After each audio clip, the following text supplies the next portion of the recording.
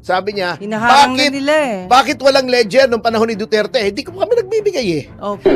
Ibig nyo sabihin, hindi kayo kapani-paniwala. Huwag mong i-contest yung resource person mo, inimbita mo yun eh. Hindi para i-cross-examine, hindi korte ito, kundi para kumuha ng impormasyon. Opo. Whether tama o mali yun, ay kayo ang mag-determine. Yun. Di ba?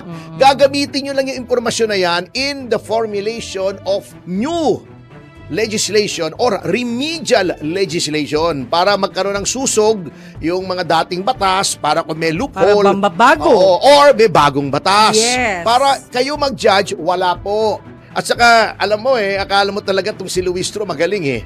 But she violates yung principal, yung fundamental principle Opo. of questioning. Kung siya man, tingin niya sa sarili niya, magaling siya mag-cross-examine, mali yung ginagawa niya. There is a fundamental principle of cross-examination.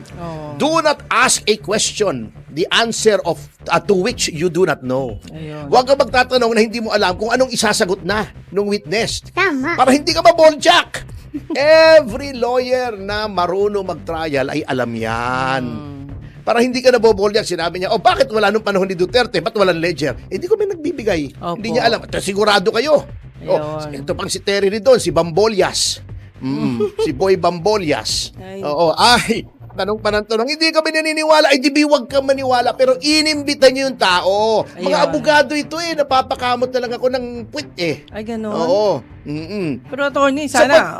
Sapagkat nakalagay na nga sa mismong konstitusyon. Tama. Huwag yung babastusin ng resource person. Inimbitan nyo yan. Hindi po nasasakdal yan. Hindi akusado yan. Hindi respondent yan sa criminal case. Resource person. Tama. They are entitled to be treated with respect and dignity.